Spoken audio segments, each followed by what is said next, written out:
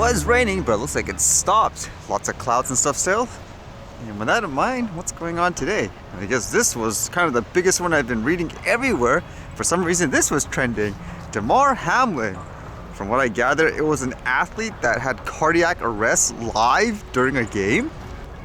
So according to these articles, like here, it says, what happened to Damar Hamlin?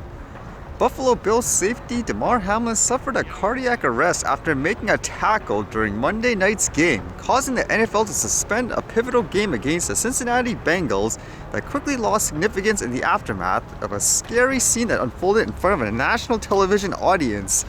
Actually, when I was first reading this, I thought it was he got tackled, but apparently he's the one that did the tackling.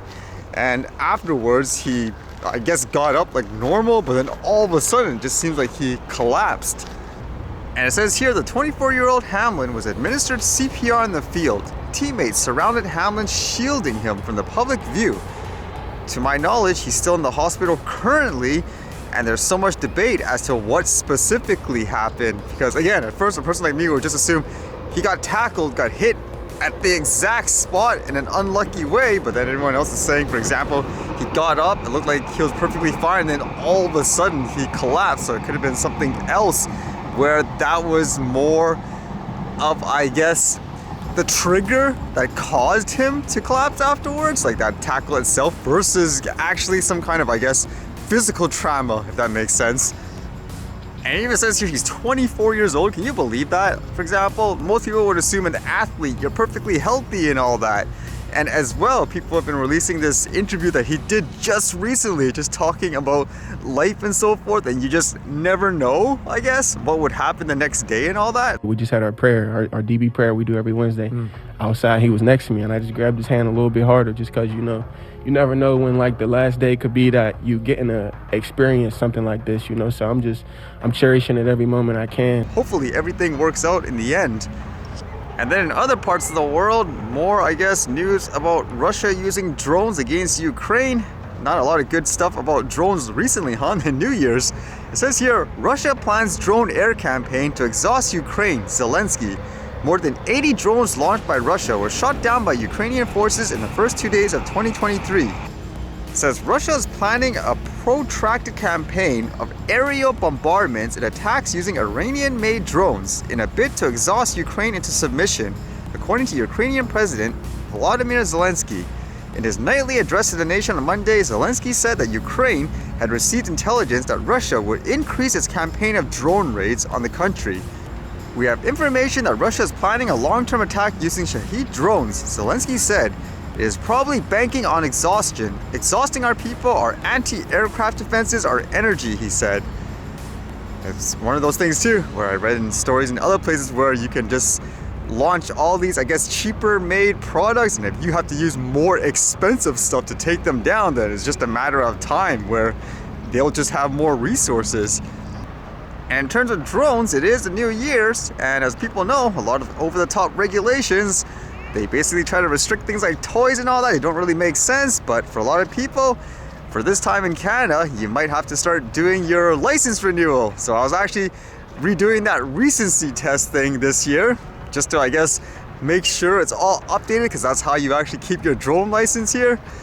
So for those who don't know and you need to keep your license in good standing, it says here, for example, 2022-2023 Remotely Piloted Aircraft Systems RPAS Recency Requirements Self-Paced Study Program. So you basically fill out these questionnaires. All the answers are there too, so you virtually can't, I guess, get this wrong. And it says completion of this questionnaire satisfies the 24-month recurrent training program requirements of 901.56 or 901.65 in the Canadian Aviation Regulations.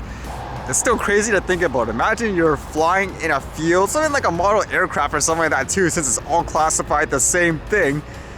You still need to do this, answer all these questions about airspace protocols and all that. Imagine that, again, like a kid flying a toy, but that's just the way it is. And people are wondering, well, what do you do once you fill this questionnaire? Do you send it to Transport Canada? You basically just keep it for your own records. Like it says here, the completed copy is to be retained by the pilot. This page can't be saved while you work. You can choose to use the PDF or fill in the fields below, and once completed, either print your or save your final exam as a PDF copy. I thought that was weird wording too. Either print your or save your final exam. Shouldn't just be either print or save your final exam. And yeah, but the funny thing is too, when you're filling out this stuff in the fields, they actually don't fit the entire answer. So when you print it out, it doesn't just show your whole answer. So you kind of have to reveal what their answer is on the page when you print it out to show what it is. Again, it doesn't make sense in many ways, but this is just a heads up for people who need to do this to keep in good standing, as that's the way it currently is with the drones and all that.